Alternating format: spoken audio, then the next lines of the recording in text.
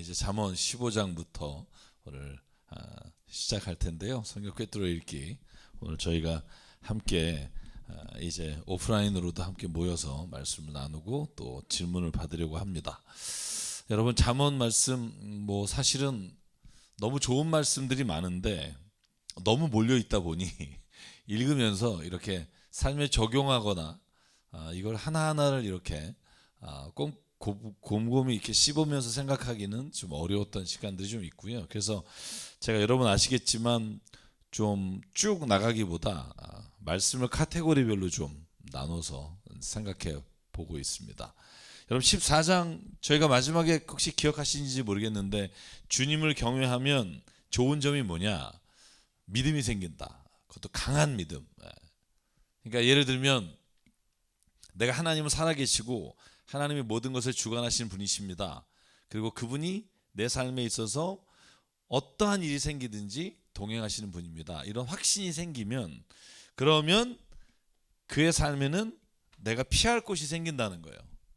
그래서 잠언에 있어서 가장 중요한 게 주님을 경외하는 것이고 그 주님을 경외하는 것이 우리에게 주는 것은 우리가 확신을 가지고 세상을 살 수 있다. 그렇게 제가 14장 말씀을 마무리 졌고요. 이제 15장을 가면 저희가 계속 아마 반복이 몇 번도 될 텐데 말이 왜 중요한가? 저도 오늘 저녁에 밥 먹다가 또 말 실수할 뻔했는데 막아주셔서 고맙고요. 오늘 요 15장 말씀을 좀 보면 우리가 말할 때 그 말이 단순히 말로 끝나는 게 아니라 그 말이 사람에게 어떤 영향을 미치는가에 대한 이야기를 이제 계속 적고 있는데요. 제가 좀 15장 전체의 말씀을 좀 보면 부드러운 대답, 부드러운 말을 하게 되면 뭘 한다? 분노를 가라앉힌다. 근데 여기다가 막 지금 화가 나려고 하는데 여기다가 좀 그 사람의 마음을 이렇게 확 뒤집는 말 있잖아요. 여러분 대충 뭐가 있을까요? 여러분 집에서 이렇게 대화하다 보면 자녀 얘기하다가 요즘 애가 이렇게 말을 안 듣는지 모르겠어. 누구 닮았겠어. 이러면 이제 가뜩이나 지금 마음이 안 좋은데 거기다가 이 말 한마디가 사람으로 하여금 이제 분노를 일으키게 하는 거죠. 그래서 저는 결혼해서 가장 불행한 부부, 불행한 삶이 뭘까 생각해 보면 서로 화를 돋구는데 이렇게 익숙한 가정이 있어요. 그러니까 한 사람이 좀 이렇게 확 올라가면 한 사람이 좀 부드러운 말로 가라앉혀야 되는데 서로 상승작용이 일어나서 끝을 보는 집안이 있어요. 저는 그게 인간이 살아가면서 가장 불행한 것 중에 하나라고 생각해요. 왜냐하면 그건 지옥을 사는 거거든요. 여러분 말할 때 상처받으면 진짜 살고 싶지 않아요. 제가 여러분 잘 삐지는 성격이잖아요. 저는요 약간 보기는 이렇게 좀 듬직해도 만약에 집사람이랑 아내가 이제 예를 들면 제가 만약에 늦게 들어갔는데 아버지 어쩌고 그러면 제가 가서 얘기를 듣다가 내가 좀 약간 그런 거 있잖아요. 좀 듣기 싫은 말을 하면 방에 들어가서 몰래 눕는 성격이에요. 이렇게 입을 덮고. 여러분 근데 그러면서 뭘 기대하는 줄 아세요? 그죠? 와서 달래주기를 기다리는 거예요. 제가 왜 이 말씀 드리냐면 여러분 그걸 눈치채라는 거예요. 기분 나빠서 들어가서 확 덮고 있는 사람 여러분 그거 그냥 냅두면 풀리겠지. 안 풀리거든요. 밤새 기다리다가 더 열받아요. 그래서 여러분 뭔가 진짜 이렇게 그 사람에게는 이게 주고받는 게 맞아야 돼요. 그래서 저는 결혼할 때 가장 그 강창욱 씨인가요? 그 가장 김창욱이죠. 그분이 항상 하는 말이 예쁜 여자를 만나라. 저는 이 말이 정말 100% 공감해요. 말이 예쁜 여자. 얼굴이 아니라 말이 예쁜 여자. 근데 저는 이 한 저를 봐도 저는 분명히 알 수 있는 건 우리의 말은 사람을 가장 분노하게 만들 수도 있고 가장 평안하게 만들 수 있는 무기가 말이다. 이걸 아는데도 왜 못하느냐? 훈련을 안 해서 그런 것 같아요. 훈련. 여러분 제가 한번 여쭤볼게요. 말을 훈련해 보신 적 있으세요? 학교에 가서나 아니면 결혼해서나 살아가면서 말을 훈련해 보신 적이 없어요. 가장 중요한 사랑하는 법을 배운 적이 없고 말을 사용하는 법을 배워본 적이 없어요. 사랑이란 건 영화로 봤고 드라마로 봤고 엄마 아빠가 싸우는 걸로 봤지, 이 사랑이라고 하는 걸 할 때 어떻게 해야 되는지를 배운 적이 없고 또 말을 할 때 이걸 훈련해 본 적이 없어요. 그래서 여러분 힘들게 치겠지만 저는 말도 훈련해 봐야 된다고 생각해요. 여러분 스피치 훈련 해보셨나요? 스피치 훈련할 때 가장 많이 하는 게 볼펜을 입에 무는 거예요. 딕션이라고 그러죠. 모음을 낼 때 아, 에, 이, 오, 우를 볼펜을 물고도 정확하게 할 수 있는지 진짜 많이 했거든요. 저 연습을. 왜냐하면 발음이 잘 명확하지 않으면 듣는 사람이 힘들기 때문에. 근데요, 말을 곱게 하는 연습은 해본 적이 없어요. 어떻게 하면 더 고운 말을 해볼까를 내가 상황을 설정하고 그 상황을 설정해서 말을 해본 적이 없다는 거죠. 그래서 저는 practice, 말도 훈련을 해야 된다. 근데 혼자 하면 안 되고 같이 해야 된다. 그래서 여러분, 말은 지혜로운 사람의 혀는 좋은 지식을 베풀지만 미련한 사람의 입은 어리석은 말만 쏟아낸다. 그래서 여러분, 어리석은 사람하고 같이 있으면 계속 나쁜 영향을 받아요. 그래서 저는 나쁜 영향을 주는 사람의 곁은 좀 피하는 게 좋다. 막말을 하는 사람 옆에는 웬만하면 오래 있지 마라. 왜냐하면 그건 배우게 돼 있어요.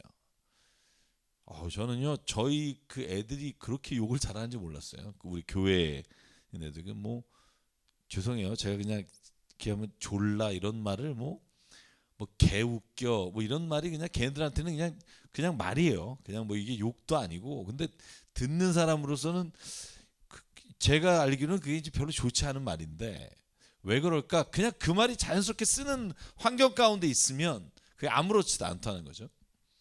자, 따뜻한 말은 생명나무, 사람을 살림지만 가시돋친 말은 마음을 상하게 한다. 제가 반복되는 거라 좀 뺄게요. 지혜로운 사람의 입술은 지식을 전파하지만 미련한 사람의 마음에는 그런 생각이 없다. 23절, 적절한 대답은 사람을 기쁘게 하나 알맞은 말이 제때에 나오면 참 즐겁다. 그래서 여러분, 제가 말에 대해서 오늘 잠언 15장에 하시는 말씀의 핵심을 보면 뭐냐면 가장 적절한 때에 적절한 말을 할 수 있는 것, 그거 훈련해야 되는 거예요. 여러분, 제가 그 데이트하시고 이런 분한테 제가 말을 가르친 적이 있어요. 그걸 배우러 오신 분이 있었어요. 네.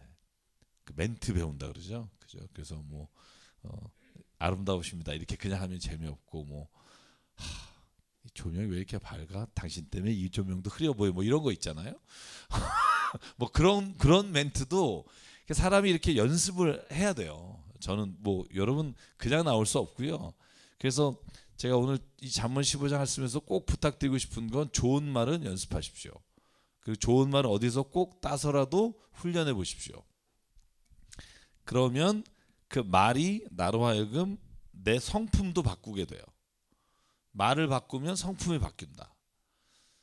그래서 저는 힘들지만 자꾸 욕이 나오거나 아니면 내 안에서 분노의 말이 아니라 내 안에서 부드러운 말과 다른 사람의 감정을 이렇게 좀 쓰다듬는 말의 훈련을 하면 그러면 저는 관계가 변할 뿐만 아니라 내 성품도 변화가 됩니다. 그건 여러분이 꼭 훈련해 봤으면 좋겠어요. 이걸 듣고 이제 잊어버리면 이제 변화가 없게 되겠죠. 그래서 잠언은 한번 읽고 지나가는 말이 아니에요. 31장까지. 저는 이걸 매번 이렇게 읽으면서 내 삶에 적용해 나가는 말씀이 잠언의 말씀이다 라는 생각하고요. 자, 그러면 잠언 15장에서 정확한 주제 중에 하나가 있죠. 의인의 길과 악인의 길. 그죠? 지혜로운 자와 미련한 자. 이렇게 대구절로 비교하는 말씀이 잠언에는 거의 대부분을 차지한다고 제가 서론 때 말씀을 드렸습니다. 자, 그러면 악한 사람과 그리고 정직한 사람 혹은 그 옳은 길을 따르는 사람, 의인의 마음, 정의를 따르는 사람 다 같은 말이에요. 그래서 제가 약간 안 좋은 단어들은 빨간색으로 몰았고요. 좀 좋은 단어들은 일단 여기는 그 초록색으로 좀 몰아봤어요. 자, 뭘 말하려고 하냐면 하나님은 아무리 좋은 걸 가져와도 악한 사람의 제사는 역겨워하신다. 저는 이걸 왜 기억해야 되냐면 교회도 교회 헌금 많이 하면 좋지, 뭐 교회 열심히 나오면 좋지. 아니요. 성경은 단언컨대 교회 열심히 나오고 헌금 많이 하는 것으로 인해 하나님이 그가 드리는 제사를 예배를 기뻐 받으시는 게 아니라는 거예요.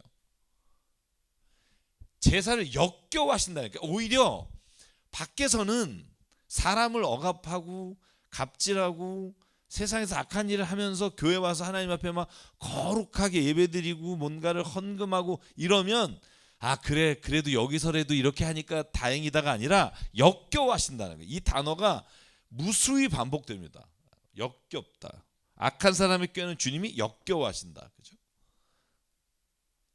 그러니까 우리가 생각하는 거하고 좀 달라요. 여러분 제가 이사야, 예레미야 예언서 이제 앞으로도 하겠지만 이전에 할 때도 분명히 말씀드린 게 뭐냐면 나는 너네 제사를 드리는 그 모든 재물을 다 짓밟아서 다 버려버리고 싶다. 왜냐하면 네가 공의를 행하지 않고 정의를 행하지 않고 고아과부를 돌보지 않고 그리고 여기에 와서 뭐 나는 평안하다 평안하다 외치는 거 나는 역겹다 이렇게 표현하시거든요.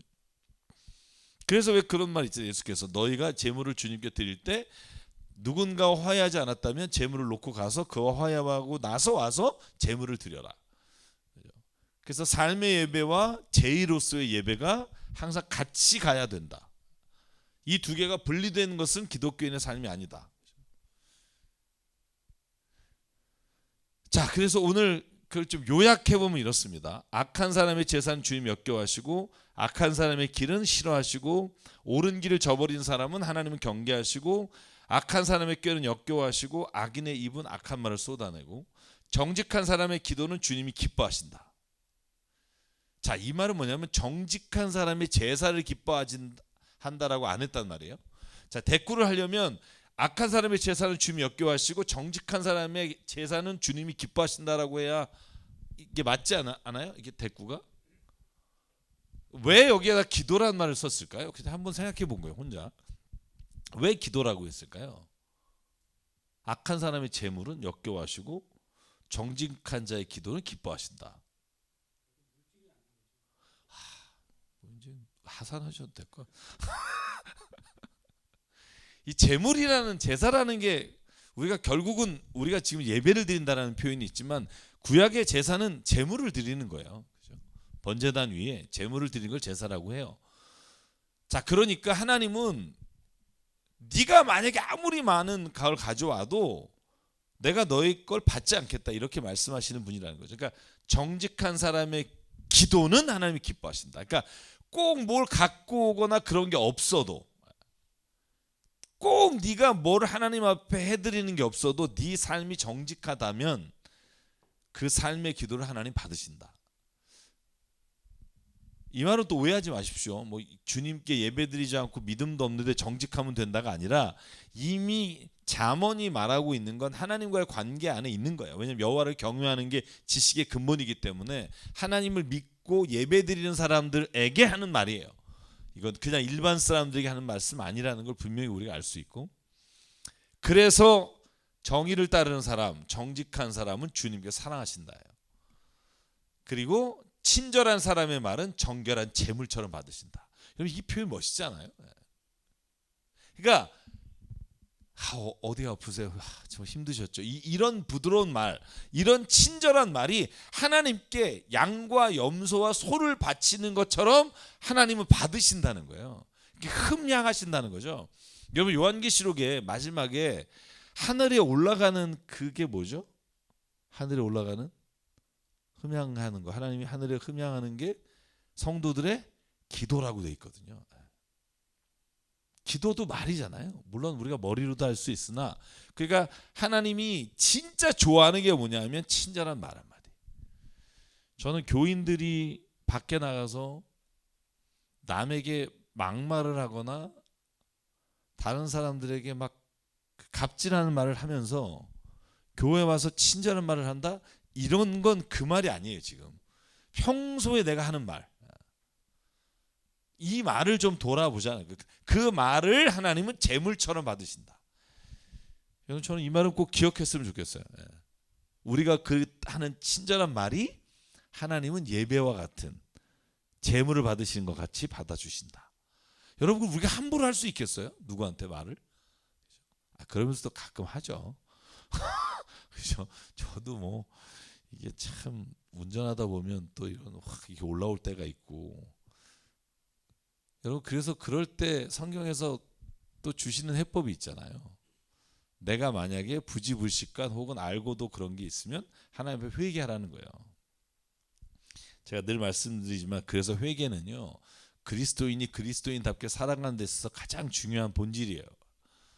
왜냐하면 내가 회개하지 않고 내가 그냥 한 실수든 아니면 내가 일부러 한 거든 그걸 밀고 가면 문제가 뭐냐 하면 그 사람은 하나님을 인정하는 사람이 아니라는 거예요.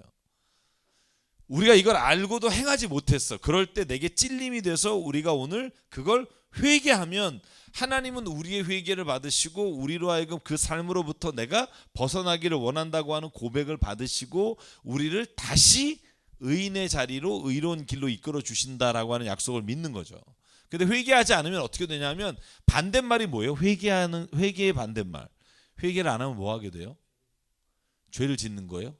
물론 맞는 말입니다만 회개의 반대말을 저는 제가 쓰는 용어가 좀 있어요. 제가 회개의 반대말은 회개를 안 하잖아요. 뭘 하는 줄 아세요? 합리화를 해요. 회개를 하지 않으면 합리화해요. 그게 무슨 말이냐면 하나님 잘못했습니다. 제가 오늘 진짜 이 상황에서 이런 말을 했어야 되는데 하나님 내가 그러지 못했습니다 라고 하는 게 회개인데, 회개하기 싫으면 뭐 하냐면 하나님이었어도 거기 가면 그랬을 거예요. 이렇게 되는 거예요. 하나님이 안 가봐서 그렇죠. 하나님도 갔으면 그 열받아서 그렇게 했을 거예요라고 내가 한 행위를 합리화하기 시작하면 그때부터는 내가 하나님이 된다는 거예요. 그래서 진짜 무서운 게 뭐냐 하면 합리화할 때, 그러니까 부부 사이든 교회든 어떤 상황에서든 내가 뭔가 하나님이 찔림이 주시고 내 양심에 뭔가 하나님이 음성을 주시면 하나님 내가 잘못했습니다. 하나님 내가 정말 이 일을 하지 않아야 되는데 라고 하나님께도 고백하고 그 행위를 한 사람에게도 내가 기회가 되면 그렇게 회개하는 자에게는 하나님이 주시는 은혜가 있어요. 그 사람이 더 완악한 길로 가지 않게 하나님이 지켜주시는 거예요. 여러분 바로가 하나님의 성경에 이렇게 되어 있잖아요. 그가 마음이 강팍하게 했다. 제가 이걸 설명하면서 출애굽기 때 그런 말씀 드렸어요. 하나님이 바로가 그냥 멀쩡한데 막 그를 막 강팍하게 해가지고 이스라엘 백성을 막 이렇게 힘들게 했겠냐? 저는 그렇게 생각하지 않고요. 원어를 보면 하나님이 바로가 그렇게 완악하고 소위 말해서 자기중심적으로 생각하는 것을 내버려 뒀다는 의미를 가지고 있어요. 내버려 두신 거예요. 내버려 두잖아요. 사람은요, 자기가 회개하지 않고 내버려 두면 합리화하게 되고 자기의 일을 정당화하면서 더 강팍하게 돼요. 그래서 회개하는 은혜는 뭐냐면 내가 더 마음이 완악해지는 것을 막게 되는 거죠. 그래서 오늘 의인의 길과 악인의 길은요, 완전히 분리된 인간이 없어요. 우리 안에도 의로운 생각과 악한 생각이 항상 공존하고 어떤 것이 우리의 삶에서 먼저 나오느냐가 우리의 캐릭터를 정할 뿐이지 이 둘 다 우리 안에 있다고요. 그럼 이 둘 가운데 자 보실래요? 의로운 쪽을 키우느냐 악한 쪽을 키우느냐는 뭐로 결정되냐면 회개하느냐 합리화하느냐로 결정돼요. 주님 앞에 나와서 회개하는 자는 의로운 길로 갈 수 있는 확률이 높아지는 거고, 만약에 주님 앞에서 나와까지 회개하기보다는 합리화하는 사람은 악인의 길로 갈 확률이 훨씬 커지는 거예요. 그래서 예수께서 처음 오셔서 이 땅에 선포하신 말씀이 뭐예요? 회개하라. 천국이 가까웠다. 그러니까 하나님의 나라에 살고 싶니? 천국에서 살고 싶니? 그러면 회개하면 돼. 왜냐하면 회개하는 자는 완악하게 되지 않고 그의 삶이 지금은 실수하고 지금은 볼 때 뭔가가 부족해 보이지만 하나님이 그 사람을 회개한 자에게는 하나님의 나라에 살아갈 수 있는 길을 열어주신다는 거예요. 여러분 이 믿음이 있기를 바랍니다. 자, 그래서 오늘 잠언 15장에 이제 세 번째 주제가 이거예요. 제가 이게 좀 장절을 제가 좀 16장, 17장까지 다 읽어서 비슷한 말씀들 모아봤어요. 왜냐하면 이게 섞여 있어서 좀 보기가 쉽지 않아서 제 나름대로 그냥 이번에 정리를 해봤습니다. 자, 행복과 불행의 조건이 뭐냐? 그러면 잠언이 말하는 행복과 불행 조건이 뭐냐? 자, 11절을 볼까요? 죽음과 파멸도 주님 앞에서 드러나거늘 사람의 마음이야 더욱 그러지 않겠는가? 제가 파란색 한번 읽어볼게요. 즐거운 마음은 얼굴을 밝게 하지만 마음이 즐거운 사람에게는 모든 날이 잔칫날이다. 서로 사랑하며 채소를 먹고 사는 것이 자기의 마음을 다스리는 사람은 성을 점령하는 사람보다 낫다. 자, 지금 파란색이 말하는 요지가 뭐죠? 행복의 요지가 뭐예요? 어디에 있다? 뭐에 있다? 나에게? 그죠? 나에게를 이제 마음이라고 표현하죠, 보통. 자, 조건이 아니라, 주어진 상황이 아니라 행복은 그걸 바라보는 내 마음에 있다. 그 마음에 의해서 행복과 불행이 좌우가 된다. 반대로 한번 빨간색 읽어보죠. 근심하는 마음은이에요. 너의 마음, 너를 상하게 한다는 거예요. 아무리 좋아도. 그러니까 조건이 정말 좋아요. 막 궁전 같은 집에 살아요. 내가 원하는 걸 다 할 수 있는 능력이 있어요. 그래도 네가 근심하는 마음이 있으면 너는 행복하지 않아. 불행해. 고난받는 사람에게는 모든 날이 다 불행한 날이다. 이 고난받는 사람이라는 말은 우리가 어려움을 서퍼링을 당한다 이런 의미도 있지만, 내가 모든 삶에 있어서 내가 힘들게 산다라고 생각하는 사람은 모든 날이 불행한 거예요. 다른 사람들은 다 부러워하는데 나는 행복하지 않은 사람이 있잖아요, 세상에. 서로 미워하며 기름진 쇠고기를 먹고 사는 것보다 사랑하며 채소 먹고 사는 게 낫다. 그러니까 조건이 아니라 고기냐 채소냐라고 하는 상황과 조건이 행복과 불행의 기준이 아니라 어떻게 먹느냐예요. 사랑하면서 먹느냐, 미워하면서 먹느냐. 여기에 이제 이 단어를 넣어야 돼. 미워하면서 처먹느냐. 그죠? 사랑하면서 먹느냐, 미워하면서 처먹느냐. 이 차이가 뭐냐면 마음에 있다는 거예요. 여러분 한번 불편한 사람과 한번 비싼 고기 드셔본 적 있나요? 서가 안 돼요. 아니 그럼 이런 분 있어요. 꼭 이렇게 얘기하면 아유 그래도 목사님 서로 사랑하면서 고기 먹으면 좋죠. 아니 좋죠. 아니 성경이 이거 먹지 말라는 게 아니라니까요. 어떤 분은요, 내가 그리스도인인데 이렇게 먹어도 되냐 이렇게 자책감 느끼는 분이 있어요. 저는 좀 그러지 말자는 거예요. 그러니까 하나님은 사랑하면서 고기를 먹던, 사랑하면서 좋은 것을 누리는 게 나쁘다고 말하지 않아요. 사랑하지 않고 미워하면서 이걸 추구하니까 인생이 불행해지는 거예요.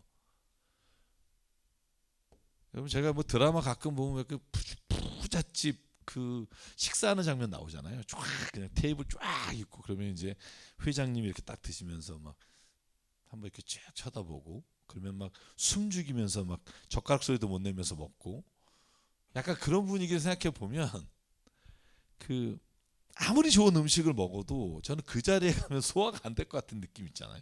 물론 그런 게 나쁘다는 게 아니라 뭔가 이렇게 사랑하고 서로가 서로 아끼는 분위기가 아니면 사실은 아무리 좋은 조건이 있다고 해도 불행한 거다. 그런데 거기 결정적인 건 아까 나온 것처럼 노하기를 더디한 사람은 용사보다 맞고 자기의 마음을 다스리는 사람은 성을 점령한 사람보다 맞다. 그리고 17장 1절 이런 표현이 있어요. 마른 빵 한 조각을 먹으며 화목하게 지내는 것이 진수성찬을 가득 차린 집에서 다투며 사는 것보다 낫다. 같은 말씀들이죠. 그러니까 저는 이 말씀을 그냥 성경에 써 있는 게 아니라 사실 진짜 이렇다는 거예요. 저는 제가 늘 말하지만 내가 먹는 것으로 불행하다고 느끼는 건 상대적일 때만 가능해요. 내가 만약에 세상에 혼자 살잖아요. 내가 뻥튀기를 먹던 라면을 끓여 먹던 혼자서 뭘 먹던 불행하지 않아요. 왜냐하면 다른 누군가가 뭘 먹는 게 없기 때문에 내가 먹는 게 그냥 행복한 거예요. 근데 만약에 내가 진짜 어렵게 뭘 잡아서 먹고 있는데 저쪽에서는 막 원양어선에서 막 생선을 먹는다. 그러면 불행해지는 거예요. 스스로가 그 마음을 다스리지 못하면. 자, 그래서 우리가 누구를 어려운 사람 돕고 이런 건 뒤에 나옵니다만, 그래서 행복과 불행의 조건은 성경의 잠언은 마음에 의해서 좌우된다. 그래서 여러분 불교의 원불교라는 거 있잖아요. 그런 데서는 이제 마음을 굉장히 중요하게 생각합니다. 그러니까 저는 우리가 신앙 안에서 우리 예수 그리스도를 말미암아 주시는 이 평안과 기쁨, 그런 것과 저는 동일하다고 보지는 않지만 모든 인간이 추구하는 건 비슷한 거예요. 모든 인간은 마음의 평화를 원해요. 근데 마음의 평화가 내가 노력해서 얻어지느냐 아니면 하나님의 안에서 있을 때 얻어지느냐 할 때, 저는 하나님 안에서 있을 때 내가 내 마음에 평안을 주시는 분을 통해 내 삶이 훨씬 더 평안의 자리에 갈 수 있다고 믿어요. 내가 참선을 닦는 게 아니라 나를 본래 창조하신 분이 주신 매뉴얼을 따라서 할 때 진짜 내가 행복감을 느끼고 마음을 다스릴 수 있어요. 여러분, 제가 이런 표현 늘 합니다만, 내가 이 카메라의 매뉴얼을 몰라요. 전혀 모르면 내가 이 카메라를 좀 더 잘하고 싶어도 그냥 내가 뜯어보고 내가 노력하는 수밖에 없어요. 그런데 그래서 최고의 컬러가 나올 수 없어요. 이 카메라를 정말 잘 쓰려면 이 카메라를 만든 사람의 매뉴얼을 보고 그걸 따라서 조작을 해야 가장 좋은 성능을 가질 수 있다는 거죠. 그러니까 저는 이런 거라고 생각해요. 마음의 평화를 누리고 싶지 않은 사람이 어디 있겠어요. 근데 내가 만약에 마음의 평안을 하자 이래서 만약에 된다면, 성경에서 왜 굳이 하나님이 주시는 그 평안을 따라가라고 말하겠어요? 창조하신 분이 우리가 어떨 때 가장 평안하고 어떤 때 가장 내 마음이 행복한지를 아시고 그분이 써놓으신 말씀에 따라 내가 그걸 조작할 때 내 안에 진짜 평안이 온다는 거죠.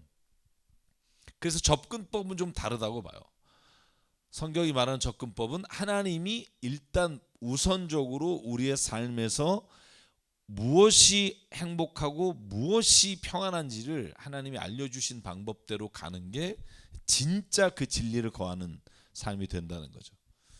그래서 잠언 15장은 이렇게 행복과 불행의 조건은 이런 거다라고 말을 하면서 마지막으로 꼭 집어서 두 종류의 사람을 잠언은 책망해야 된다고 되어 있어요. 그게 뭐냐면 교만한 사람과 게으른 사람이에요. 자, 제가 여쭤볼게요. 읽지 마시고. 자, 왜 교만한 사람과 게으른 사람이 성경에서 책망받아 마땅하다고 얘기하는 걸까요? 벌을 받을 것이다까지라고 쓴단 말이에요. 벌을 받을 것이다. 왜 그럴까요?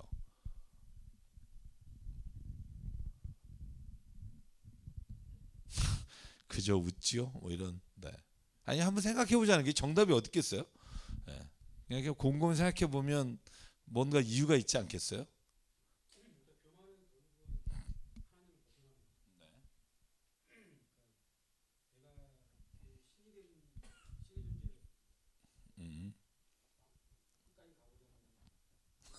네, 끝까지 가보자는. 네.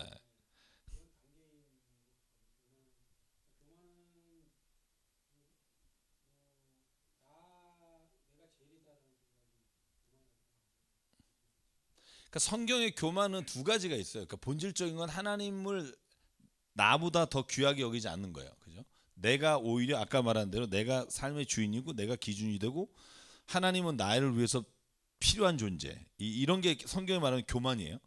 그리고 타인과의 관계에서의 교만이 있어요. 업신여기는 거예요. 남을 업신여기는 거. 자, 그럼 게으른 게 뭘까 하면, 게으른 게 여러분 지금 게으르다 그래서 내가 마침 학교 가기 싫어서 막 이러고 이러면 뭐 벌 받는다 이런 얘기가 아니라, 게으르다고 하는 것의 근본적인 이 말의 목적이 뭐냐면 하나님이 주신 삶, 시간을 낭비하는 삶을 말해요. 낭비하는 삶. 여러분, 하나님이 창조하시고 뭐라고 그랬어요? 생육하고 번성하고 땅에 충만하고 땅에 있는 모든 것을 다스리라 그랬잖아요. 여러분 막 오늘 너무 쉬고 싶다 그래서 쉬었어. 이게 게으른 게 아니에요. 그러니까 성경적 게으름은 뭐냐면 본질적으로 인생에 대해서 내게 주어진 삶을 어떻게 살 것인가에 대한 계획도 없고 이게 감사도 없고 이 시간을 낭비하는 삶을 저는 게으르다고 말하는 거예요. 그래서 게으르는 자는 먹지도 마라. 이게 성경이 말하는 거잖아요. 단순히 무슨 늦게 일어난다 이런 것을 뭐 포함은 하겠으나 본질적인 의미에서 게으르다는 건 하나님이 창조하시고 우리에게 주신 시간과 삶을 낭비하는 걸 말하고, 교만한 건 뭐냐 하면 하나님이 창조한 다른 모든 사람들을 업신여기며 남을 나보다 더 낮게 여기는 걸 하나님께서는 교만한 자라고 불러요. 그래서 그 교만한 자는, 게으른 자는 하나님께서 책망하실 뿐만 아니라 벌을 주실 것이다. 역겨워할 것이다. 이렇게 말씀하시는 게 이 잠언입니다. 그래서 저는 그냥 뭐 진짜 목적 없이 막 정말 왜 사는지 이유를 몰라서 너무 힘들어하고 그래서 뭔가 인생에서 이렇게 막 고뇌하고 이런 시간들이 우리에게 필요할지 모르지만 저는 근본적으로 그리스도인은 하나님이 주신 시간을 가장 아름답고 가장 선하게 사용할 수 있는 시간을 가지고 살아야 된다고 생각해요. 그게 또 행복이에요. 저는 제가 언젠가 일을 하는 분에게 일 안 하면 좋겠다라고 얘기하는데 도대체 어느 정도 안 하면 좋을까 물어본 적이 있어요. 그랬더니 어떤 사람은 1년, 어떤 사람은 6개월, 어떤 사람은 한 달, 어떤 사람은 나는 1, 2주만 놀아도 막 답답할 것 같다 이런 사람이 있거든요. 일은 정말 좋은 거예요. 그러니까 우리가 말하는 루틴한 막 회사 생활 이런 게 아니라 내가 어떤 일을 한다는 건 굉장히 기쁜 일이에요. 창조하는 일이기 때문에 그게 어떤 일이든. 그래서 저는 죽기까지 좀 일이 있었으면 좋겠다는 생각해요. 그게 막 어떤 막 누가 뭐 떵떵거리고 누구 앞에서 그런 게 아니라 내가 소소하지만 할 수 있는 일이 있으면. 제가 지난 한 달 전인가 낙원상가를 지나가는데요. 와, 거기에 어르신들이 몇백 명이 쫙 깔려서 장기판을 장기판이요. 저한 수십 개가 쫙 깔렸는데 거기에 다 앉아서 대국을 하시면서 옆에 계신 분들이 막 훈수 두는데 끝이 안 보여서 제가 차를 몰고 가다가 그러니까 저는 무슨 생각했냐면 저분들에게 일을 준다면 얼마나 좋을까. 그러니까 일이라는 게 뭐 무슨 뭐 일을 해서 뭐 돈을 주고 이런 게 아니라 어떤 뭔가 할 수 있는 일, 그죠? 그 고민거리가 될 것 같아요. 예. 저는 좀 더 고민하면 일이 있을 것 같은데 그런 생각 해봤어요. 그래서 나이가 들어서 우리가 하나님 앞에 갈 때까지 일을 한다는 건 저는 축복이라고 생각하고요. 그래서 잠언 15장에서는 제가 지금 말씀드린 대로 이 네 가지 정도의 이야기들을 이제 지혜로 말씀해 주시고 있습니다. 16장에 넘어가면 15장 질문이요. 네. 네, 네.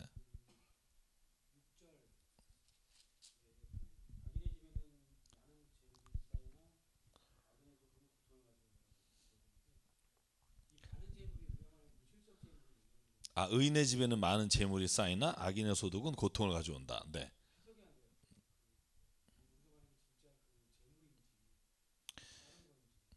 제가 이제 두 가지 버전으로 말을 할게요. 첫째는 I wish. 나는 이게 물질이었으면 좋겠어요. 좀 착하게 살면 물질의 복이 확 그냥 집안에 막 넘친다. 이렇게 I wish. 나는 그렇게 원하는데 그런데 The Bible says 성경은 말하기를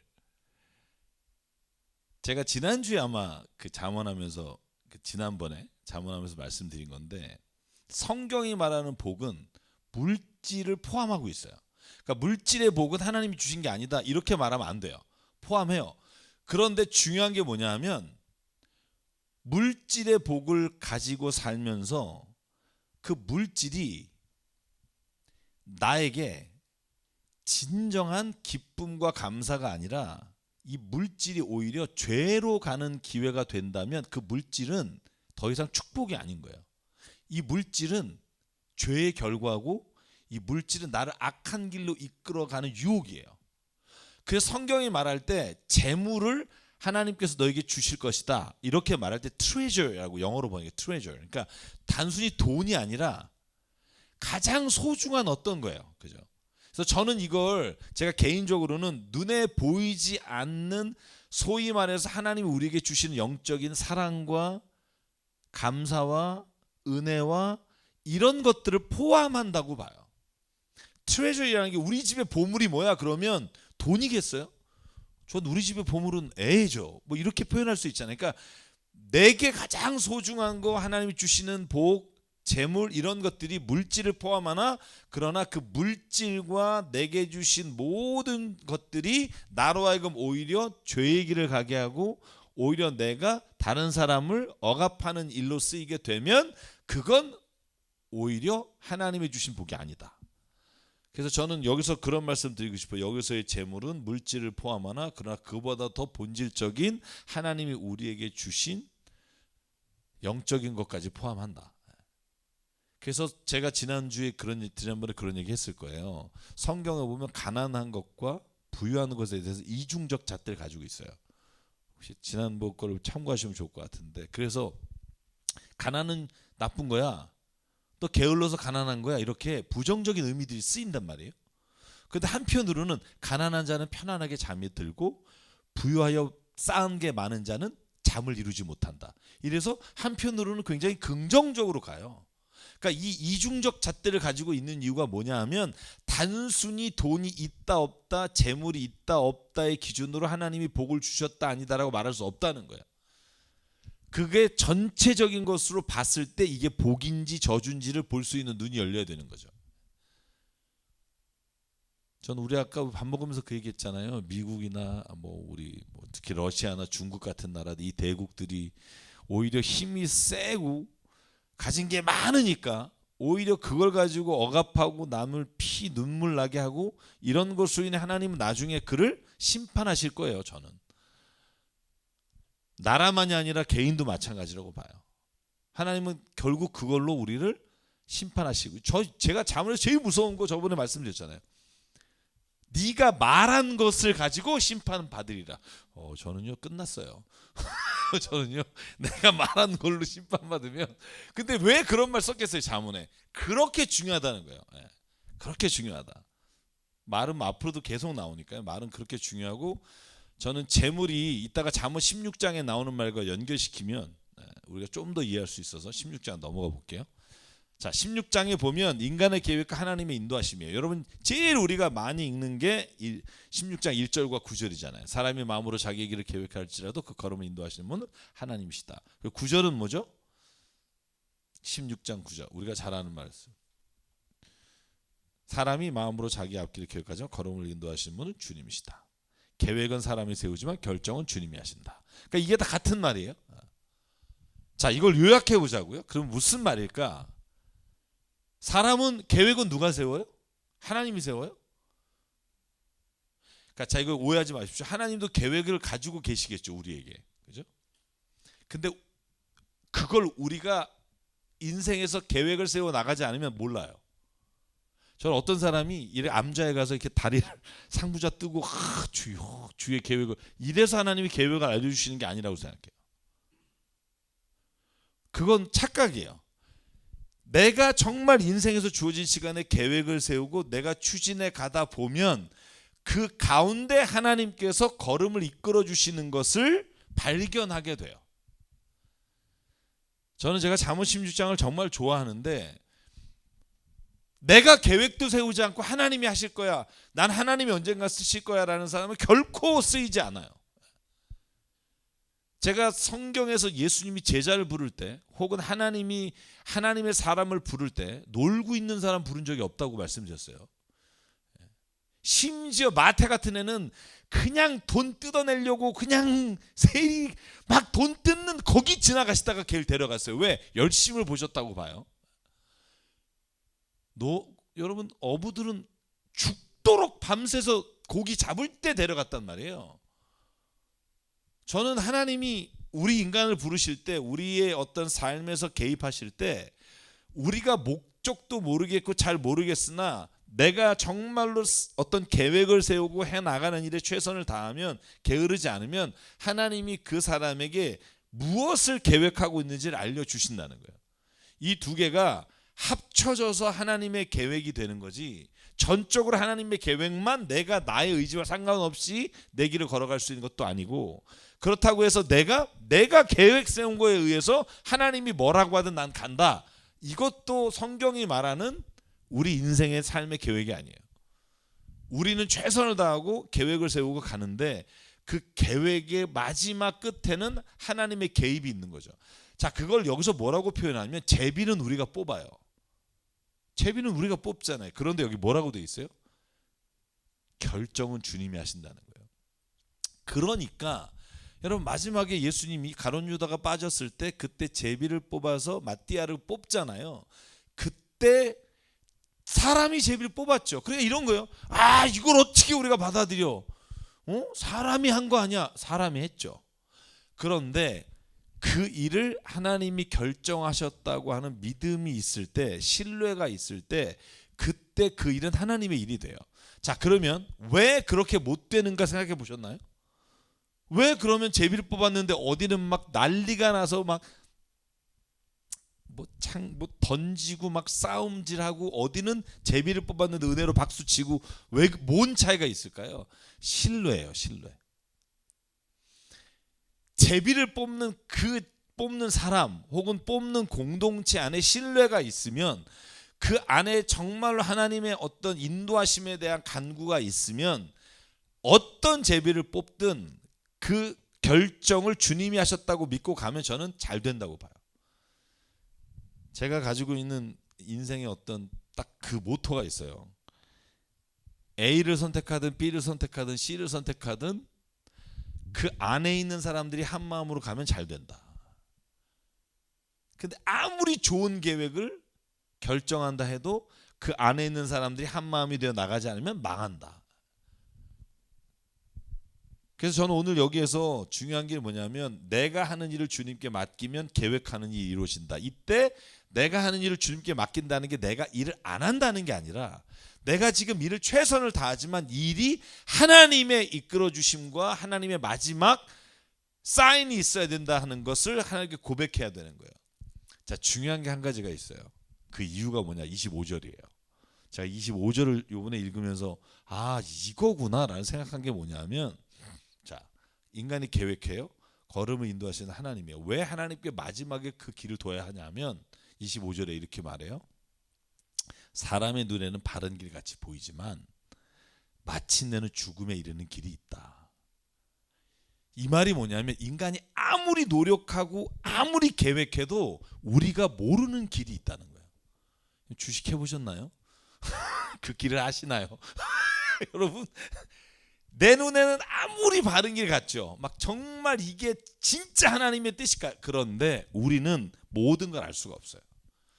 그래서 결국은 최선을 다하고 노력하고 우리가 계획하지만, 그러나 마지막에 그 길을 오직 다 아시는 분 하나님이십니다라고 내려놓을 때, 그때 하나님이 마지막에 결정권으로 우리의 삶에서 딱 종지부를 찍으신다는 거죠.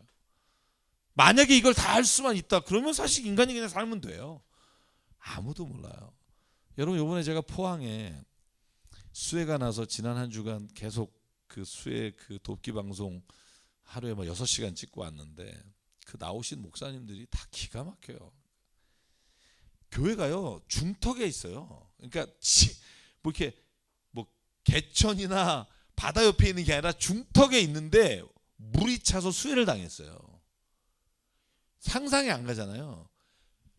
이유가 뭐냐면, 그 중간 동네도 동네가 있을 거 아니에요. 그 동네에 배수관이 막힌 거예요. 산사태가 일어나서 배수관이 막히니까 물이 올라오니까 그냥 산 중턱에 있는 교회가 수해를 당해서 완전히, 누가 알겠냐고요. 그 내가 지금 여기는 안전하다, 절대 그럴 일이 없다 그랬는데 그런 일을 당하니까 더 황당한 거죠. 그래서 저는 우리가 인생의 길에 있어서 우리가 알고 계획하는 게 100이라면, 하나님은 또 당신의 뜻 가운데 계획을 가지고 이끌어 나가는 게 100. 그래서 이 두 개가 합해져서 우리가 온전히 하나님 안에서 나가는 길이 이루어지게 된다. 저는 그렇게 믿어요. 그래서 이걸 제가 또 혼돈하지 말라고 말씀드린 게 있죠. 마태복음 6장. 아무것도 염려하지 말라예요. 근데 사람들은 계획하지 않고 하나님이 도와달라고 하는 분이 있어요. 그러니까 염려는 안 해야 되는데 계획은 해야 돼요. 내일 일을 염려하지 말라지 내일 일을 계획하지 말라가 아니란 말이에요. 근데 많은 사람들은 내일 일을 염려하지 말라고 하니까 하나님이 알아서 하시겠지, 두 손 놓고 있는 사람도 있어요. 제가 실제로 많이 봐요. 하나님이 하실 거라고. 근데 저는 답답한 거죠. 왜냐하면 계획은 하되 염려하지 말라는 거예요. 그게 뭐냐면 하나님을 믿는 믿음 안에서 확신을 가지고 가라는 거예요. 그래서 저는 이 말씀을 좀 16장 말씀을 좀 더 확실하게 이해하고 갔으면 좋겠습니다. 그 길을 계획은 하되 마지막에 결정과 하나님께 돌아. 왜? 우리 인간이 알 수 있는 범위는 너무나 좁기 때문에 마지막의 길을 하나님께 맡겨라. 결정은 주님이 하시도록 하자. 자, 그리고 나서 잠언서에 인간이 선하게 살아야 되는 이유, 진실하게 살아야 되는 이유를 또 이렇게 좀 설명을 좀 하는 장면들이 있어요. 그게 뭐냐 하면 어질고 진실하게 살면 죄를 용서받는다. 어질고 진실하게 사는 사람이 회개하는 사람이겠죠. 자기의 뜻대로 고집하지 않는 사람, 주님을 경외하는 사람은 재앙을 피할 수 있다. 자, 여러분, 제가 여기서 말할 때 재앙을 피할 수 있다라고 할 때 주님을 경외하면 무슨 그 쓰나미를 피해갈 수 있다 이렇게 이해하시면 안 된다는 거예요. 주님을 경외하는 사람도 쓰나미는 못 피해요. 많은 사람들이 그런 거 있잖아요. 뭐 주님을 경외하는 목사는 병에 안 걸린다 이런 생각 가진 분 있어요. 고맙긴 하죠. 그렇게 믿어주니까. 근데 그게 되냐고요. 주님을 경외해도 재앙을 피할 수 있다는 말은 뭐냐면 저는 이 말을 이렇게 이해해요. 내 죄로 인해서 겪는 고통을 막아주신다고 봐요. 자, 여러분, 우리 안에 병이 생겨요. 주변에 내가 생각지도 못한 어려움이 와서 고난을 당해요. 이걸 무슨 수로 우리가 맡겠어요. 그러나 죄로 인해서 당하는 고통과 재앙은 우리가 피할 수 있어요. 하나님을 믿으면, 그리고 주님을 경외하면, 두려워하면. 저는 그게 너무 중요하다고 생각해요. 여러분, 재앙이라고 말할 때 성경에서 재앙이라고 하면 우리는 뭐가 떠오를까요? 이스라엘 백성이 여러분 광야에서 그 고난을 당하는 게 재앙이에요. 그 재앙이지 않겠어요? 그 뭐 이집트에서 그냥 잘 살고 있는데 뭐 광야에 나가서 나를 예배하라고 데려오더니 거의 무슨 광야에서 고난 당하잖아요. 그죠? 재앙이에요.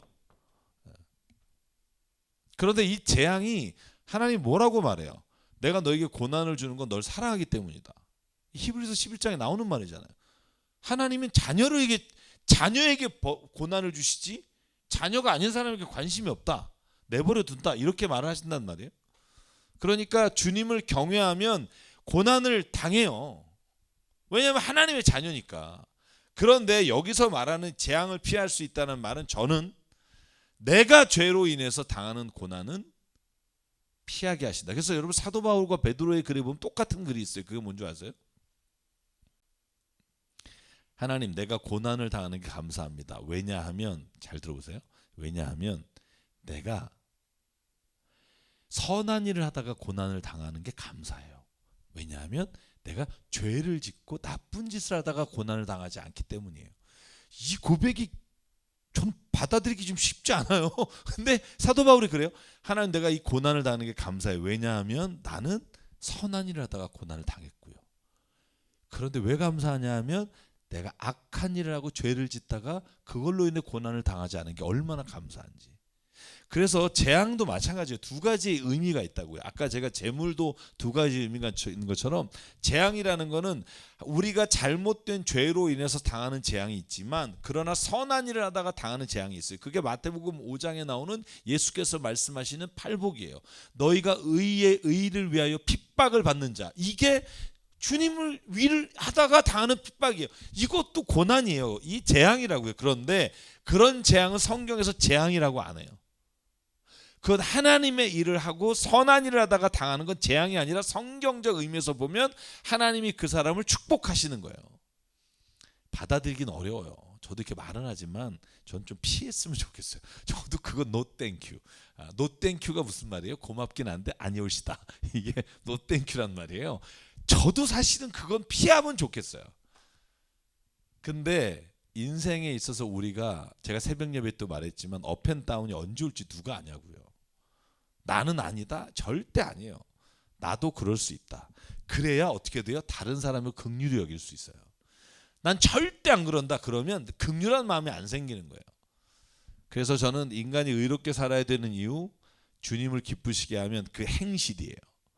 그 삶이 주님을 기쁘시게 하면 원수라도 화목하게 해주신다. 저는 이 말을 믿어요. 의롭게 살면서 적게 버는 거, 이게 재물이죠. 의롭게 살면서 적게 버는 게 불의한 일을 하면서 많이 버는 것보다 낫다. 근데 이 생각 하나요?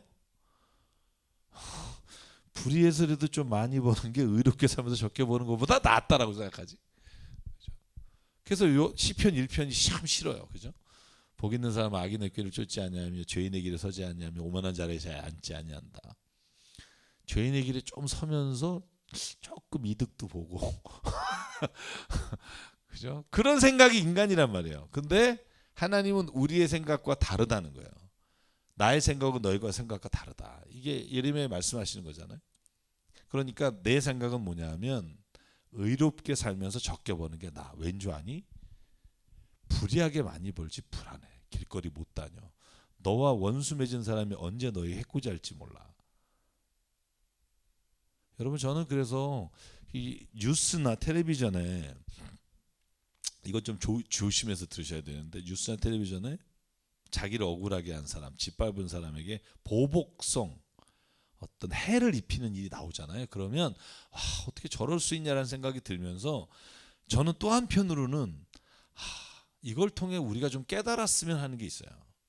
누구의 마음을 억울하게 하고 빼앗고 아무렇지도 않으면 결코 이 세상에서도 편치 않을 수 있다. 두려워해야 된다고 생각해요. 남의 것을 취하고 아무렇지도 않은 인간들이 너무나 많아요, 세상에는. 자, 그래서 정확한 저울과 천평은 주님의 것이며 주님 주머니 속의 저울추도 그분이 만드신 것이다. 이게 뭐냐면 저울 갖고 장난하지 마라. 고기 600g 한 근을 그대로 하라. 이렇게 저울 속이지 마라. 이런 거죠. 왕은 악행을 하는 것을 역겨워하신다. 이게 하나님이시죠. 하나님은 악행하는 걸 역겨워하신다. 제가 역겨워하신다는 표현 정말 많이 나온다고 말씀드렸고, 그래서 오직 인간이 하나님 앞에 설 수 있는 건 공의로만 왕위에 굳게 설 수 있다. 그래서 우리는 선하고 의롭게 살아야 합니다. 왜?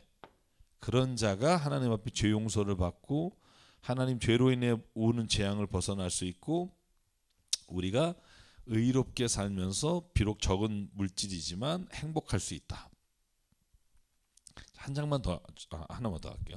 자, 지혜와 명철을 가져야 합니다. 자, 요건 비교적 좀 짧게 나와서 요약하면, 지혜와 명철을 가진 사람은 금을 얻는 것보다 낫다. 은을 얻는 것보다도 낫다. 명철은 생명을 살린다. 그러나 어리석은 사람은 벌이 된다. 그 어리석음 자체가 벌이라는 거예요. 자, 여러분 이렇게 조심해야 되는 거냐면, 여기서 성경 잠언에서 어리석다는 말은요, 무식하다라는 말이 아니에요. 공부 안 했다, 무슨 뭐 학력이 짧다 이런 게 아니고요. 여기서 어리석다는 말은 하나님이 가르치신 것을 따르지 않는다는 거예요. 그러니까 지혜로운 자, 명철을 얻은 자가 뭐냐면 하나님의 주신 지혜를 따라 사는 사람을 말하고, 어리석은 자는 그 말을 거역하는 사람이에요. 그래서 어리석은 사람은 그 자체가 벌을 받게 되는 거예요. 왜냐하면 하나님이 매뉴얼에서 주신 복을 받는 길을 걷지 않기 때문에. 마음이 지혜로운 사람은 말을 신중하게 하고 하는 말에 설득력이 있다. 그래서 저는 이 잠언 16장을 이제 마무리하면서 드리고 싶은 말씀은, 우리가 지혜를 얻어야 합니다. 지혜는 하나님을 경외하는 겁니다. 하나님을 경외하는 것이 먼저 돼야 사람과 사람 사이에도 윤리와 도덕이 세워집니다. 하나님과의 관계가 올바르지 않은데 윤리적으로 도덕적으로 잘 살 수 있다? 거의 불가능합니다. 왜냐하면 그 사람의 윤리와 도덕의 기준은 자기 자신이기 때문에 필요에 따라 언제든지 바뀔 수 있어요. 그게 윤리적인 도덕을 중심으로 살아가는 사회가 가지는 가장 폐해예요. 조선시대 가장 그렇게 여러분 윤리적이고 도덕적이고 깨끗한 사회를 살았음에도 불구하고, 지향했음에도 불구하고 왜 그렇게 안 됐을까요? 왜냐하면 그들이 중심이었기 때문에 그래요. 사람이 중심이면 자기의 필요에 따라서 결정을 하기 때문에 언제든지 바뀔 수 있어요. 그래서 결국은 하나님 안에서의 기준이 없는 삶은 그가 자기의 필요에 의해서 기준을 정하기 때문에 그 삶이 결코 올바른 삶으로 갈 수 없다. 자, 17장 하나만 좀 더 할까요? 네, 오늘 오셨으니까, 오래간만에 오셨으니까 17장, 제가 19장까지 했는데 17장. 자, 여기는 미련한 자와 지혜로운 자. 여기서 미련한 자도 마찬가지입니다. 미련하다는 말은 우리가 보통 생각하는 것처럼 뭐 생각이 짧다, 뭔가 이렇게 또 미련하니 이런 의미가 아니에요. 이 미련하다는 말은 뭐냐하면 하나님이 말씀해 주신 것을 따르지 않는다는 말하고 동일해요. 그래서 여러분 이 모든 말씀이 다 거의 비슷한 의미를 가지고 있는데, 자, 슬기로운 종은 부끄러운 일을 하는 주인집 아들을 다스리고 그 집 자녀들과 함께 유산을 나누어 받는다. 이건 비유적인 표현이죠. 그러니까 종이 슬기로우면 주인집 애들보다 낫다는 거예요. 그러니까 그 지혜롭다, 슬기롭다가 뭐냐? 하나님을 두려워하면이에요. 자, 이거 꼭 기억하십시오. 여기서 지혜롭다, 슬기롭다는 말을 뭐로 바꿀 수 있어요? 지혜란 뭐죠? 여호와를 경외하는 것이 지식의 근본이다. 하나님을 두려워하는 거예요. 그러니까 슬기로운 사람, 지혜로운 사람은 어떤 사람이냐? 하나님을 두려워하는 사람, 하나님을 믿는 사람, 하나님의 말씀을 따라 살려고 하는 사람은 주인집 아들보다 낫고, 슬기로운 사람은 한 번 징계를 하면 효과가 있어요. 왜? 하나님이 말씀하실 때 두려워하니까. 그런데 미련한 사람, 하나님을 인정하지 않는 사람은 100번을 말해도 듣질 않아요. 매질을 해도 듣지 않아요. 왜? 그 말이 옳다고 여기지 않기 때문에. 여기에 차이가 있는 거죠. 자, 그래서 미련한 사람의 손에 돈이 있은들 배울 마음이 없으면 어찌 지혜를 얻겠는가. 그러니까 배울 마음이 없다는 건 뭐냐면 하나님을 믿지 않으면 아무리 재물이 많아도 지혜로울 수 없다. 또 하나, 미련한 자식을 둔 부모는 걱정이 그칠 새가 없고 어리석은 자식을 둔 부모는 기쁨이 없다. 다 그거죠. 슬기로운 사람이 눈은 지혜를 가까이 하게 찾지만 미련한 사람은 눈을 땅 끝에 둔다. 쉽게 말하면 이러는 거예요. 슬기로운 사람은 뭐냐? 내 옆에 있는 사람 혹은 내 옆에 있는 누군가 가까이 있는 지혜를 찾아가는데, 미련한 사람, 그 사람은 어떤 사람이냐면, 야, 내가 진짜 안 해서 그렇지, 야, 내가 이것만 있어봐, 그리고 자기에게 없는 것만, 저 멀리 땅 끝에 있는 것만 내 입으로 말하면서 실제로 내 주변에 있는 지혜로운 건 일하지 않는 거예요. 되게 그런 분 있잖아요. 내가 안 해서 그렇지, 그 사람은 해도 그래요. 그러니까 제가 볼 때 뭐 이렇게 하는 사람 약간 이러면 조심하셔야 돼요. 이 말 나오면 그냥 피하는 게 좋아요. 그냥 자기 옆에 있는 거를 최선을 다하지 않는 사람이 큰 일을 한다? 저는 그건 거짓말이라고 생각해요. 때를 못 만났다? 준비되지 않았기 때문이겠죠. 자, 미련한 자식은 아버지의 근심이고 어머니 고통이다. 그래서 잠언에서 뭐 너무나 반복되는 말이라 자세히 설명은 안 드릴 텐데요. 정리하면 이런 거예요. 슬기로운 자와 미련한 자의 기준. 자, 제가 세 가지로 요약합니다. 하나님을 경외하느냐. 두 번째, 타인의 훈계를 받아들이느냐.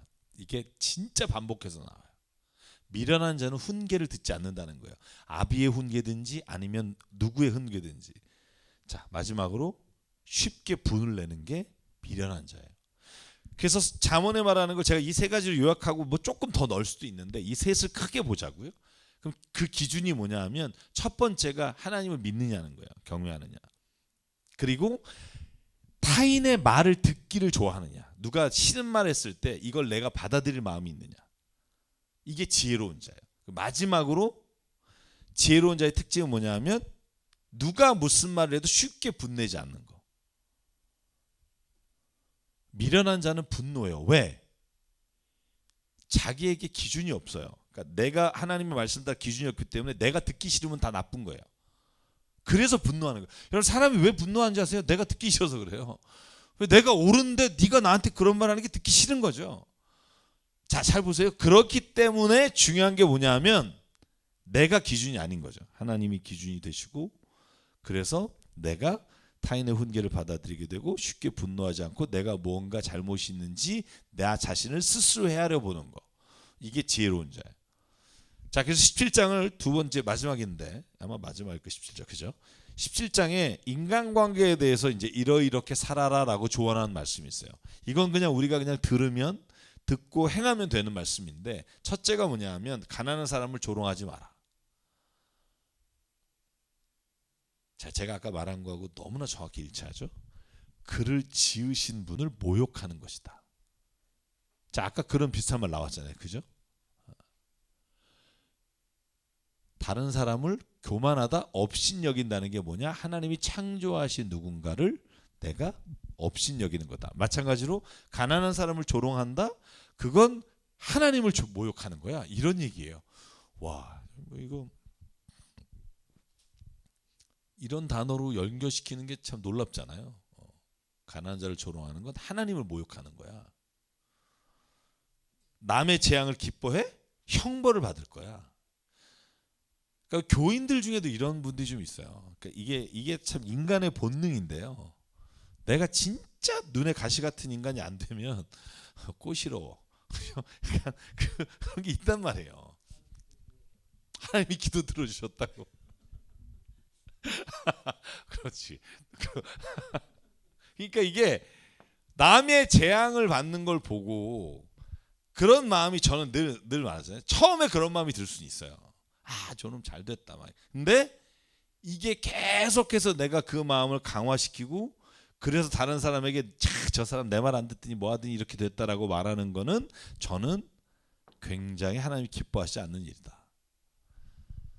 저는 일단 기본적으로 하나님은 남에 대해서 나쁜 말하는 걸 기뻐하지 않으신다고 생각해요. 교회 안에서 그것 때문에 교회를 안 나오는 사람이 너무나 많아요. 저는 이렇게 보면 교회 왔는데 오히려 사랑하는 말이 아니라 그냥 비판하는 말, 이런 말 듣기 싫으니까 여기까지 나와서 내가 그 얘기를 왜 들어? 이렇게 하는 경우가 많아요. 그래서 저는 남의 재앙을 기뻐하지 마십시오. 처음에는 그럴지 몰라요. 그런데 그 마음이 끝까지 가면 안 된다. 뇌물을 쓰는 사람은 이게 재밌어요. 뇌물이 요술방망이 같이 보일 거다. 야, 돈 쓰면 다 되니까. 그런데 그걸 기뻐하지 말라는 거예요.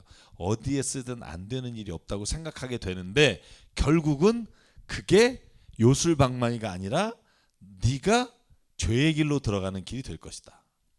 자, 9번. 허물을 덮어주면 사랑을 받고 허물을 거듭말하면 친구를 갈라놓는다. 자, 제가 지지난주에 설교가 이거였잖아요. 노아의, 그죠? 허물은 덮어주라고 있는 우리 그리스도인들에게 하나님께서 알려주신 건데 이걸 그냥 누구보다 더 나가서 스펙아웃하면 사실은 그건 하나님이 기뻐하시지 않는 거죠. 그래서 저는 허물을 덮어줘야지 허물을 거듭 계속 말하는 거. 그래서 여러분 이것도 참 그런 게 있잖아. 왜 너 저번에 그랬었잖아. 이거 수십 번 들으면 진짜 화나요, 막. 그죠? 제 친구 중에 그런 친구 있어요. 아주 그냥 꽤 오랫동안 항상 이거 거듭 말하면 친구 갈라놓게 돼요. 자, 그 다음에 악으로 선을 갚으면, 자, 오히려 반대요. 선으로 악을 갚으라, 이게 바울의 말인데 악으로 선을 갚으면 그의 집에 재앙이 떠나지 않는다. 자, 이건 제가 인간관계에 대해서 그냥 읽어보자 그랬어요. 악인을 의롭다고 하거나 의인을 악하다고 한다. 이런 말도 안 되는 짓을 하면 둘 다 주님이 싫어하신다. 요즘 이런 일 많이 일어나죠. 잘못되고 악한 걸 마치 잘한 것처럼 이렇게 말해서 사람을 혼란스럽게 하는 거. 그냥 잘못했다고 하면 되는데 그걸 잘못했다고 말하지 않으려고 막 이상한 말을 하다 보니 그냥 사람들이 다 오해가 생기고 서로 싸우게 되는. 그래서 잘못했으니 잘못했다고 말하면 돼요. 저는 그렇게 생각해요. 잘못했으니 잘못했다.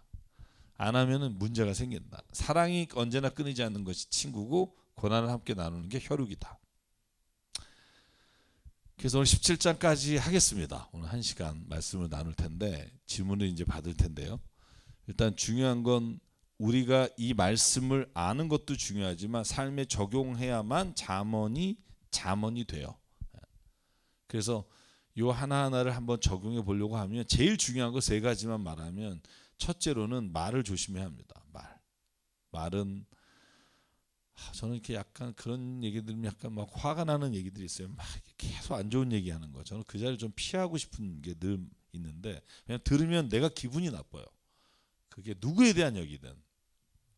목사님만 아세요. 그럼 나만 알 일은 얘기하지 마세요. 그래요. 나만 알고 싶지 않아요. 예. 와서 얘기해 주시는데 별로 유쾌하지 않아요. 그래서 말을 조심해야 됩니다. 저는 그건 꼭 드리고 싶고, 그리고 우리가 선한 일을 하다가 고난을 당하는 게 악한 일을 하다가 고난을 당하는 것보다 유익하다. 그리고 많은 재물을 죄를 통해 얻는 것보다 그냥 적은 소득이라도 의롭게 버는 게 낫다. 왜냐하면 지나보면 알아요. 의롭지 않게 번 돈은 불안해요. 늘. 그래서 저는 그 여기 있는 17장 말씀을 좀 오늘 19장에도 좀 할 말씀이 많았는데 다음 주에 넘기도록 하고 질문을 좀 받을게요. 여러분 질문이 있으시다면 질문해 주시죠.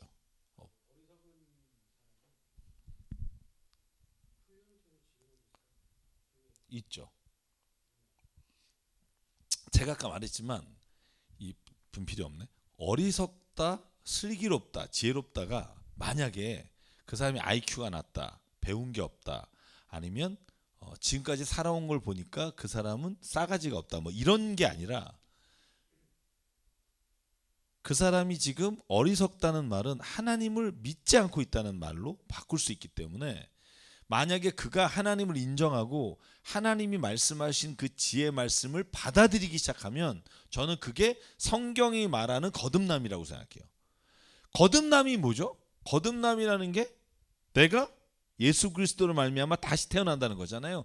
그게 뭐냐면 지식이 좋아지거나 오히려 바울의 말에 의하면 그가 오히려 무식하기 때문에 하나님 들어 쓰시고 지혜롭다고 하는 자를 부끄럽게 만드시고 약한 자를 들어서 강하다는 자를 부끄럽게 만드시는 거잖아요. 그러니까 만약에 하나님 안에서 내가 하나님을 인정하고 믿음을 갖는 순간 그는 어리석은 자가 아니라 하나님을 믿는 지혜로운 자가 되는 거죠. 그러니까 성경적으로 어리석다와 지혜롭다의 어떤 기준이 우리가 잘못 가지고 있어요. 세상적인 기준을 가지고 있어요. 쟤 진짜 왜 저러냐, 왜 저렇게 어리석냐, 그 세상적인 기준이 아니에요. 잠언이 말하는 왜 저렇게 어리석냐, 하나님을 왜 안 믿냐 이거예요. 왜 하나님의 말씀을 듣지 않니, 이게 성경이 말하는 어리석은 자예요. 그러니까 세상적 물적 모른다 이게 아니라 하나님의 말씀을 모른다. 그러니까 저는 어리석은 자가 하나님을 믿고 그 말씀을 청종함으로 인해 반드시 지혜로운 자리에 갈 수 있다. 그리고 그런 사람이 성경에 너무나 많다. 저는 그렇게 꼭 말씀을 드리고 싶어요. 그러니까 우리가 이 잠언이 말하는 기준점을 좀 다르게 보는 시각이 필요한 것 같아요. 제가 지난번에 말한 것처럼 부자와 가난하다는 것의 기준이 세상적 기준과는 다르고 하나님이 재물을 겸하여 주신다 하실 때 이 재물의 기준도 다르고 재앙도 기준이 다르고, 그러니까 우리가 볼 때 이 기준을 다르게 하는 게 결국은 굉장히 중요한데 사실 세상과 똑같은 기준으로 성경을 읽다 보면 오해의 여지가 너무 많은 거죠. 그래서 그런 것들을 좀 우리가 벗어났으면 좋겠다는 생각을 하게 됩니다. 네. 또 질문 있으시면 마지막으로 질문 받고, 오늘 이렇게 오프라인으로 하니까 저도 좋네요. 뭔가 이렇게 뭔가 이렇게 질문도 있고 그러니까 훨씬 제가 하는 게 편한 것 같아요. 네. 자, 그럼 우리 기도하고 마칠까요? 네, 잠깐 기도할게요.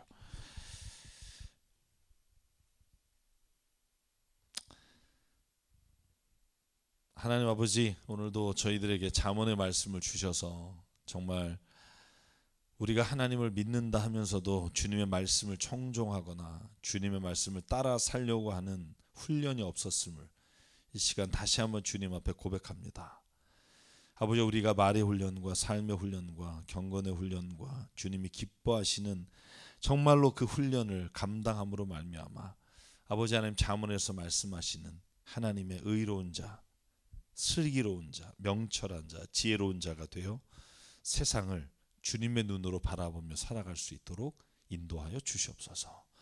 매 순간마다 주님 우리를 통해 역사하실 줄 믿사옵고 예수님 이름으로 기도드립니다. 아멘. 감사합니다. 감사합니다. 감사합니다.